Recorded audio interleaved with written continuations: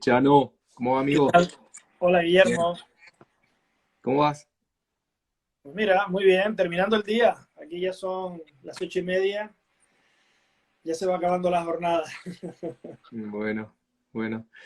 Eh, Nos tiene un poco confundidos eh, todos los anuncios que escuchamos desde España.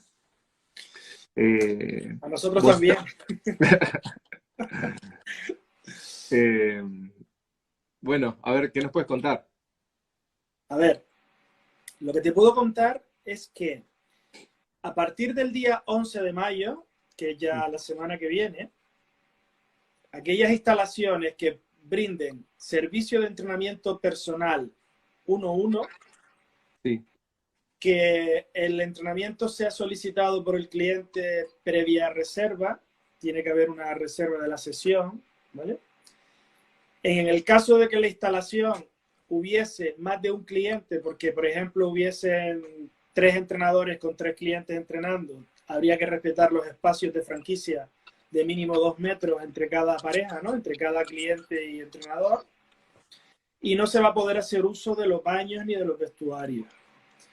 Eso es lo que está, digamos, de momento aprobado a partir del día 11. Y luego hay una previsión de que en la fase 1 de la desescalada, porque las fases aquí no empiezan por la 1, empiezan por la 0. O sea, ahora estamos en lo que se llama fase 0 y luego vendrá una fase que llaman fase 1. Esto parece, la del 11 de mayo es uno. a partir del 11 de mayo es fase 1, exacto. Entonces, a partir de esa fase, luego vendría otra fase, que es la fase 2, que empezaría seguramente el 25 de mayo, en la cual hipotéticamente ya podrían abrir los centros, pero con muchísimas restricciones, ¿no? No se hace mención específica a los gimnasios y por eso hay ahí esa ambigüedad de la que hablábamos, de que no está claro. Sí hay una mención específica a la apertura de gimnasios a partir del 8 de junio, pero en principio con un tercio del aforo permitido, aunque está habiendo mucha presión para que el aforo que se permita sea mayor a un tercio. Por ejemplo, en las terrazas de los bares, inicialmente se había prescrito que fuese un tercio y ahora se ha conseguido que sea un 50%. El gobierno ha rectificado sobre la marcha. El gobierno está rectificando mucho cada vez que hay presión. Por eso todos los colectivos se están acostumbrando a presionar muchísimo y por eso hay mucha incertidumbre, porque las normas de hoy en breve pueden ser modificadas. De hecho, todo esto que te estoy diciendo, mañana, mañana podría no servir. ¿Por qué? Porque mañana habría que votar en el Parlamento español la aprobación de la prórroga del estado de alerta, del estado de alarma. Pero hay varios grupos políticos que de momento han dicho que no van a votar en favor. Con lo cual, ahora mismo el gobierno no tiene los votos necesarios para prorrogar el estado de alarma, ¿no? Y eso implicaría que tendrían que buscar otra fórmula legal que no va a poder ser una fórmula con el régimen normativo que tenemos en este momento, sino que tendrá que ser distinto, cediendo a las presiones de los grupos políticos que de momento le niegan el voto. ¿Me explico? Sí, clarísimo. O sea Eh, que realmente es una situación bastante complicada. Chano, desde este fin de semana, desde el 2 de mayo, pudieron empezar a salir a moverse afuera, ¿sí? A hacer Sí, ejercicio al aire libre. ¿Vos saliste? sí, yo salí a correr el mismo sábado, el día 2. Tenemos dos franjas para los deportistas. Tenemos una franja por la mañana desde las 6 hasta las 10 y por la tarde desde las 8 p.m. hasta las 12. Entonces, en esas dos franjas puedes salir a hacer deporte. Yo salí el sábado, había mucha afluencia. Bueno, y eso que yo salí a correr en el pueblo de Brunete, que es una localidad pequeña que tiene 11.000 habitantes, pero sí se han dado aglomeraciones muy fuertes en determinados puntos de las ciudades grandes. En Madrid, por ejemplo, en Madrid-Río, donde está el río Manzanares, pues ha habido mucha gente en Paseo de la Castellana. En Barcelona, la Barceloneta estaba muy masificada. Ha habido una respuesta O sea, excesiva. difícil de controlar estas restricciones en cuanto a la distancia física a mantener entre las personas, ¿no? En la práctica es difícil eso. Sí, en esta zona sin duda, donde hay zonas de muy alta población, mucha densidad. Estamos hablando de ciudades grandes, pero bueno, ni me imagino, por ejemplo, en Buenos Aires, ¿no? Con la población que tenéis, que es inmensa. Ahora mismo esto no sé cómo lo tenéis, pero me parece que todavía no lo tenéis permitido tampoco, ¿no? No, no, todavía no. No, y aparte, Claro. me parece que Buenos Aires va a tardar un poquito todavía Sí, en es que aprobar encima algo así. tenemos el inconveniente de que determinadas áreas que se suelen utilizar para correr, para el esparcimiento, como por ejemplo es en Madrid el Parque del Retiro, las tienen cerradas. Entonces las zonas que sí se pueden utilizar, pues se provoca más aglomeración. Y Sí. desde el punto de vista sanitario, ¿cuál es la situación hoy en España? Bueno, afortunadamente hay un cambio muy positivo, muy positivo. Lo que pasa es que en España tenemos un problema grave de toma de datos. Los datos son muy contradictorios. De hecho, la Unión Europea ha lanzado una advertencia porque ellos están intentando monitorizar la evolución de las curvas, curvas de infectados, curvas de UBI, de personas que están en la UCI, ¿no? En cuidados intensivos, curva de muertos, curva de recuperados. Y España está provocando unos cambios, unos vaivenes, porque han cambiado los criterios de medida de esas curvas. Hombre, parece obvio que la curva de incremento de infectados ha bajado mucho, ya está por debajo del 0,5% de incremento diario, eso es muy positivo, eso es muy positivo, y la curva de fallecimientos también, ya ha bajado muchísimo. Había hoy un dilema porque según el gobierno central, en la Comunidad de Madrid, que sabes que es una comunidad muy poblada, ¿no? Tenemos más de 6 millones de habitantes, solo habían detectado ayer un caso de infección adicional, que eso parecía algo absolutamente extraordinario, ¿no? Difícil de creer. Pero los datos que tiene la Comunidad de Madrid, o sea, el gobierno de la región, dice que son 190. Luego, claro, hay un desfase ahí entre uno y otro. Entonces, ese tipo de desfases están provocando cierta consternación. Pero bueno, si nos fuésemos a los peores datos, en este caso los 190, igualmente estaríamos hablando de una mejora sustancial. O sea, ahora mismo yo diría que hay una evidencia clara de que la pandemia está muy, muy, muy acotada, pero, pero como se está desescalando relativamente rápido, el peligro de rebrote es el que está ahí pendiente es la espada de Damocles que tenemos actualmente, ¿no? Ojalá que no se produzca. Entonces, digamos, si vos tuvieras que hablar con un cliente tuyo en esto, en la planificación de los siguientes pasos, en el plan de reapertura y demás, la fecha que tomarías con ese cliente sería la del 8 de junio, no la del 25 de mayo. Efectivamente. De hecho, bueno, la recomendación que yo le estoy haciendo a todos mis clientes de consultoría es que si tienen la posibilidad de brindar entrenamientos personales, que no se lo piensen, que lo ofrezcan.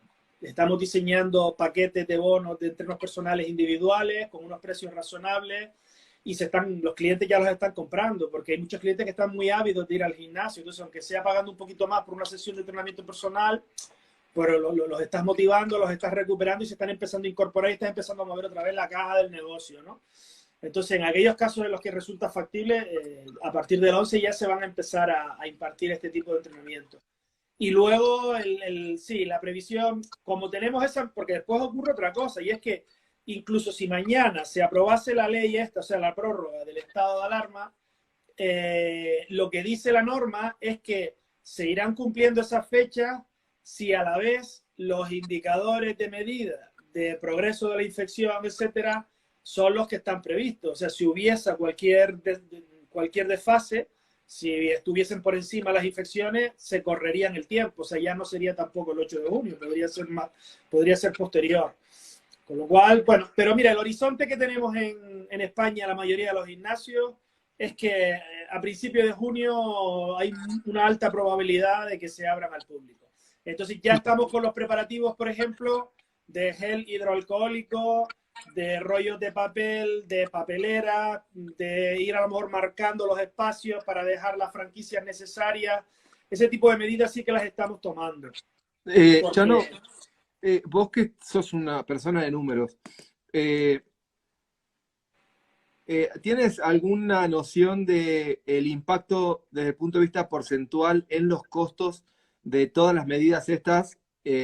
por un lado en los costos operativos y por otro lado en cuanto a inversiones, de todas estas medidas bueno, de aseo, ¿Se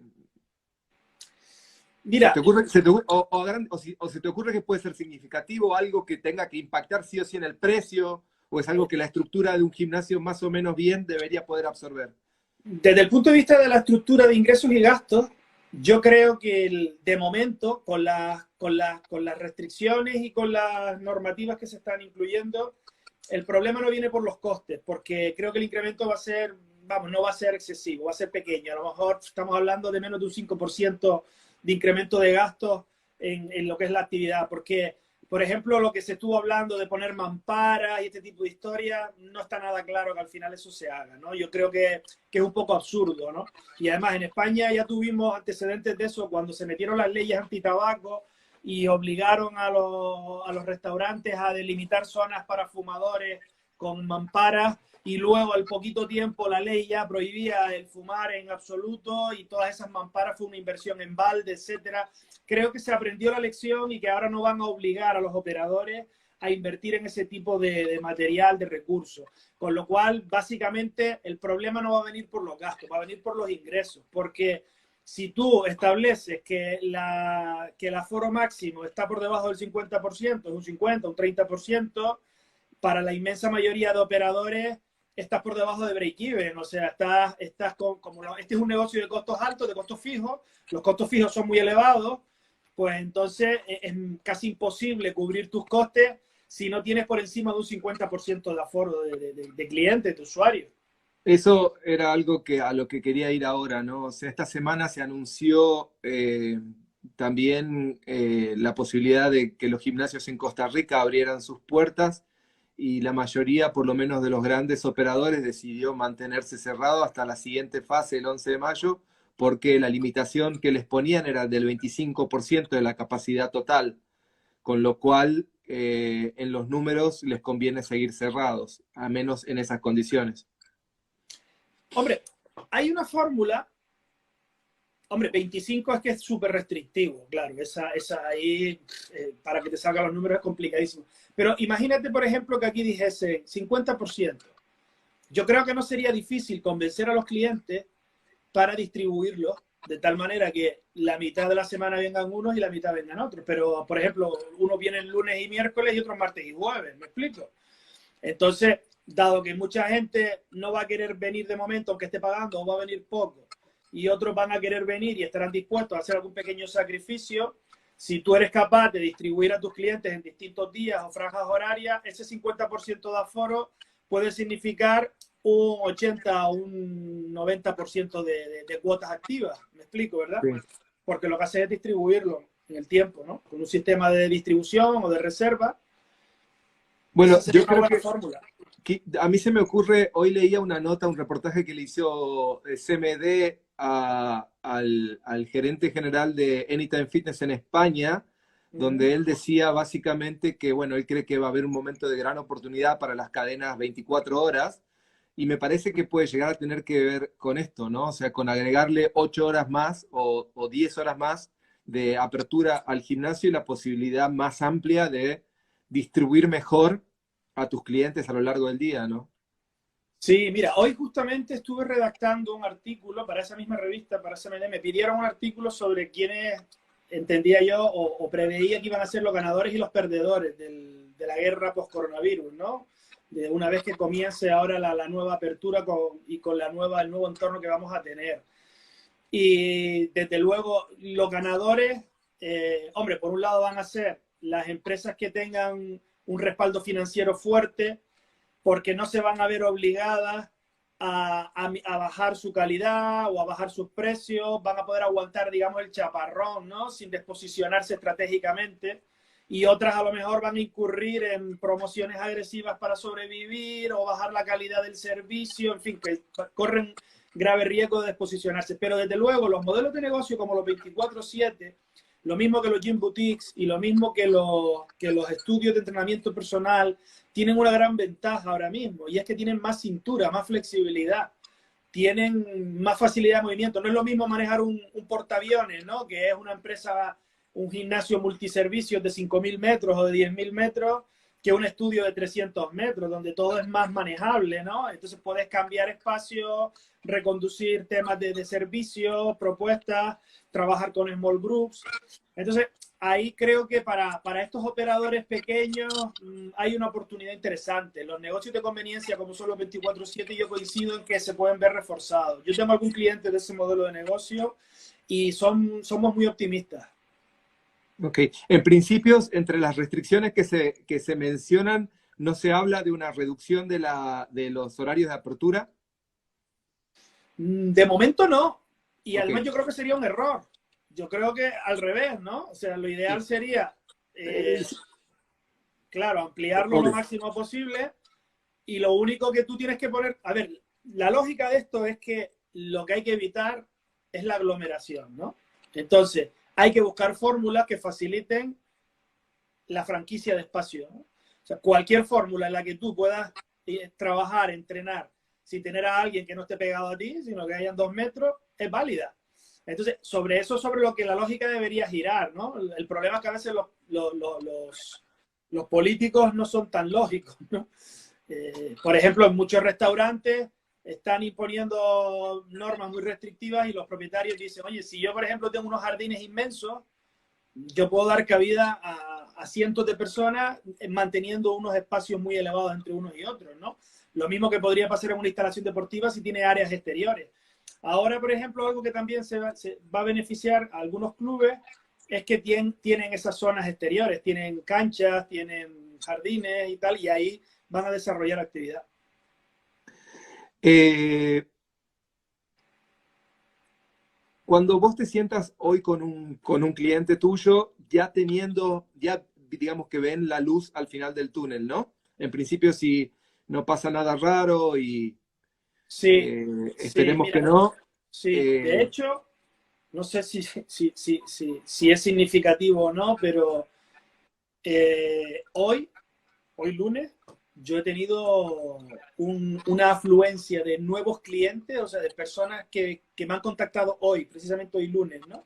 Algunos incluso durante el fin de semana, para desarrollar nuevos planes de crecimiento estratégico, de implementación de servicios online, etcétera, etcétera, muy elevado. O sea, hacía mucho tiempo que yo no tenía digamos, un rebrote, ¿no? De solicitudes de clientes para la consultoría tan fuerte como el de hoy. Y no son clientes que yo vea que vengan a consultarme porque están pensando en cerrar el negocio, sino todo lo contrario, ¿no? Porque están animados a competir y están animados a desarrollar nuevas líneas de negocio.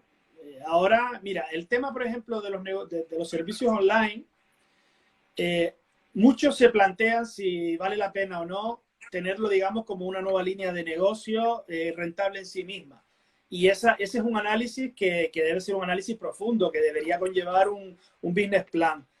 Pero lo que sí que yo creo que ya no es negociable, al menos en Europa o en Estados Unidos, donde está, digamos, el sector más avanzado, más puntero, es el que a tu oferta presencial la complementes con una oferta online para los clientes de espacio físico. ¿Me explico? Porque durante este periodo casi todos los operadores han avanzado mucho en ese sentido y bueno, ya también se han dado cuenta, ¿no? De que es un complemento ideal. Ideal porque, por ejemplo, si ahora quisiésemos defender la continuidad del entrenamiento durante periodos vacacionales o en momentos en los que no puedes venir con tanta frecuencia, pues el tener una oferta online, ese complemento es ideal. sí, sí, tal cual. Creo que sería una picardía, aún para los más extremistas de el servicio analógico, eh, desperdiciar esta oportunidad también para complementar el servicio y hacerlo más completo, ¿no? Con productos híbridos. Claro, porque además tú piensas que como ha sido tanto el uso que se ha hecho por parte de los usuarios, ahora va a ser hasta chocante, ¿no? Que un usuario diga, pero bueno, ¿y vosotros no tenéis nada online? Claro, tal cual. Sí. Eh, Chano,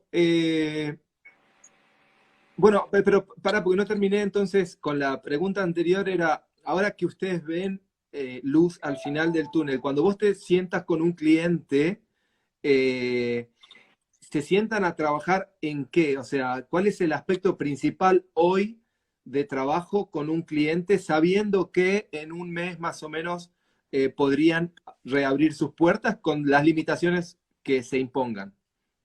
Pues mira, te lo voy a decir con ejemplos.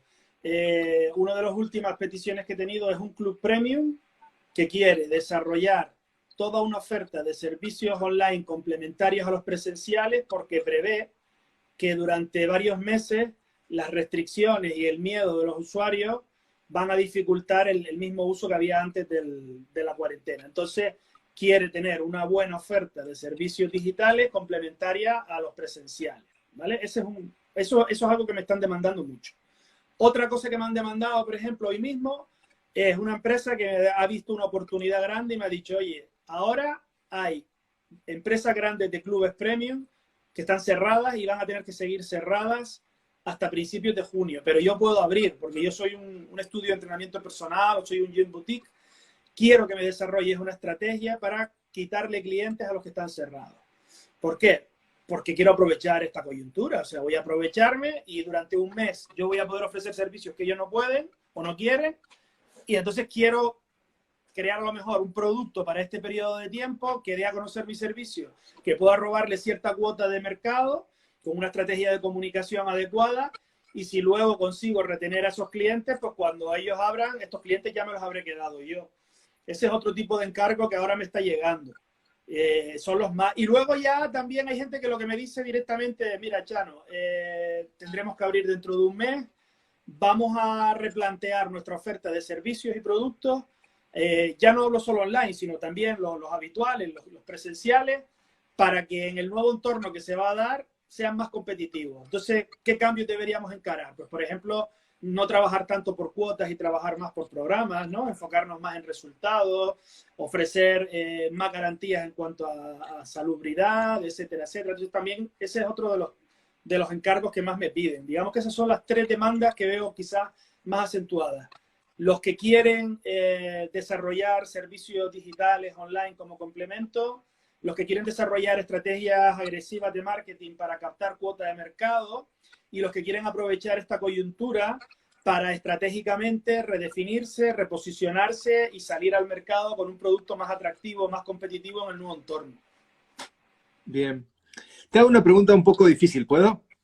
Claro. Otra cosa es que yo sepa contestarla. No, lo vas a saber contestar, pero te voy a agarrar como te voy a hacer pensar.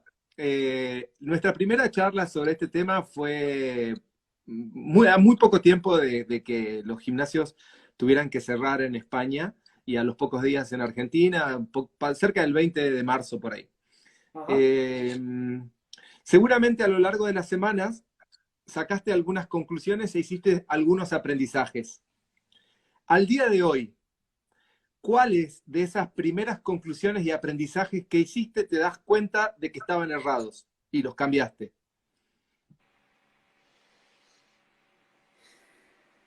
O sea, al principio del problema dijiste esto viene por aquí y hoy te das cuenta que en realidad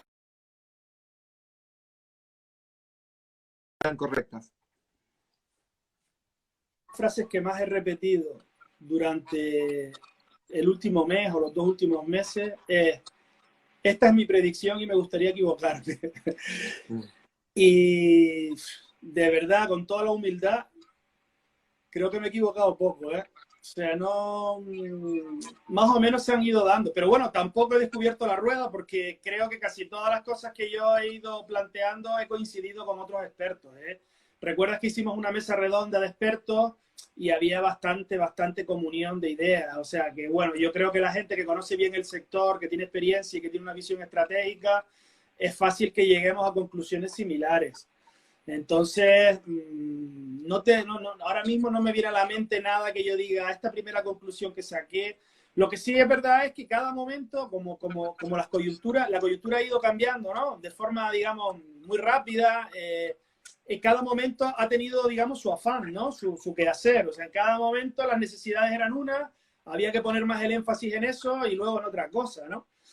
Primero era resolver qué le decimos a los clientes, luego qué vamos a ofrecer para abril, luego durante el mes de abril y preparación de mayo podemos seguir intentando captar clientes o fidelizar clientes, y ahora ya estamos en la fase de qué vamos a hacer para la apertura, ¿no?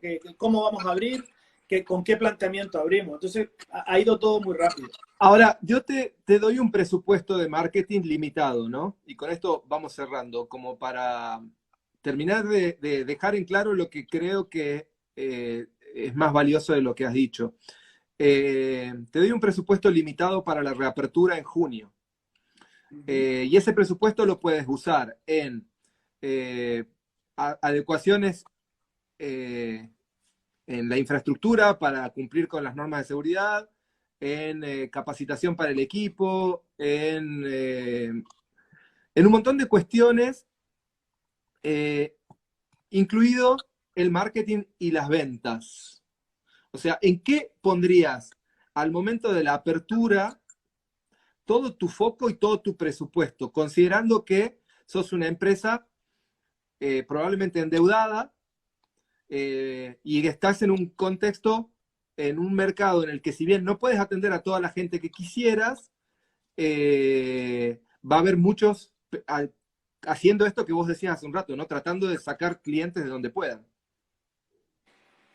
Yo, si tuviese que priorizar, priorizaría mejorar mi producto. Y te lo explico con un ejemplo de otra petición de otro cliente que tuve hoy. Este es un cliente, fíjate que atípico, ¿eh? Porque a mí se me conoce sobre todo como un consultor de marketing y ventas, especializado en captación. Pero este cliente me dijo, Chano, lo que te quiero pedir es un encargo que es el siguiente. Quiero que me ayudes a desarrollar los procesos de los macrociclos de entrenamiento de mis clientes, porque quiero mejorar mi producto de entrenamiento. O sea, quiero que a las personas, al mercado, mi propuesta de entrenamiento sea mucho más convincente, mucho más enfocada en resultados. O sea, quiero que trabajemos desde lo que es crear un macrociclo basado en un objetivo global, como puede ser, por ejemplo, recomposición corporal, y a partir de ahí plantear los mesociclos, plantear los microciclos, plantear las sesiones, su estructura, su contenido y qué va a llevar de proceso, ¿no? Valoraciones iniciales, seguimientos atléticos personalizados, uso de tecnología aplicada al resultado. Estos desarrollos no tienen por qué ser muy costosos, o sea, requieren más de aportación intelectual, ¿no? Y de aplicación de la ciencia del entrenamiento y de la actividad física puesta al servicio y conjugada también con marketing, ¿no? Pero no requieren a lo mejor grandes inversiones, ¿no? Ni en equipamiento, ni en reforma, ni nada. Creo que es una buena opción para salir al mercado pues con un producto más competitivo, más convincente, que ya vayamos rompiendo un poco con la idea de que los gimnasios son pagar una cuota para usar unas instalaciones. O sea, irnos a un concepto más sofisticado, es pagar para conseguir un resultado, ¿no? Y entonces quiero tratar con profesionales que me ofrecen programas, ¿no? Con planes. Creo que esa es una muy buena decisión que no va a requerir grandes inversiones. Luego, hombre, tendrán que saberlo comunicar, pues con el presupuesto restante, que lo comuniquen bien, que lo adornen, que lo pongan en valor, con presentaciones gráficas atractivas, con algo de promoción, pero esa puede ser una buena alternativa, sobre todo para pequeños operadores, para estos que te digo que ahora yo creo que tienen más oportunidades, ¿no? Gimnasios pequeños. Chano, la última.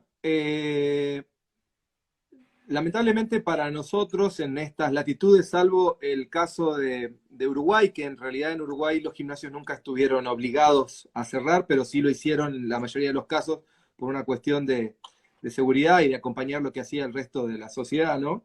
Pero ahora ya están hablando de posibles reaperturas.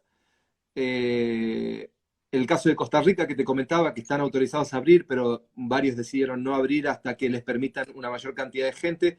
En general, bueno, perdón, y Brasil sí hay algunos estados en los que los gimnasios están funcionando. En el resto de los países todavía no está muy claro cuándo y yo creo que en las grandes ciudades, dado que se nos aproxima el invierno, se va a demorar la apertura, sobre todo en las grandes ciudades, ¿no? Un mensaje para esos gimnasios, para esos dueños de gimnasios que hoy, digamos, a diferencia de ustedes, todavía no ven luz al final. Pues tienen que hacer un esfuerzo por hacer un análisis que sea lo más frío, lo más objetivo posible. Y mira, voy a ser muy crudo. Esto lo reflejaba en el artículo este que redacté hoy. Hay operadores que no van a salir vivos de esta.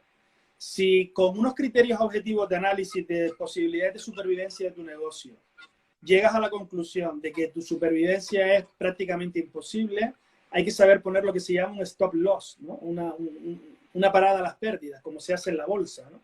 Todo inversor aprende eso, esa es la primera lección, ¿no? O sea, saber cuándo, hasta dónde perder, ¿no? Hay un punto en el que hay que salir lo menos dañado posible, ¿no? Hay que minorar las pérdidas y entonces salir lo antes posible. Entonces, hay que hacer un examen de conciencia de recursos que sea lo más objetivo, lo más preciso posible para ver realmente qué realidades y qué posibilidades tienes. Si llegas a la conclusión de que tu viabilidad está muy complicada, plantéate una salida lo más honrosa posible, lo menos dolosa posible. Y si no es así, si te ves con posibilidades y te ves con ganas de sobrevivir y ves que todavía tienes capacidad, entonces tienes que ir a muerte. O sea, entonces tienes que meter toda la carne en el asador, tienes que ir como Leónidas con los espartanos, ¿vale? O sea, tienes que tener valentía e inteligencia.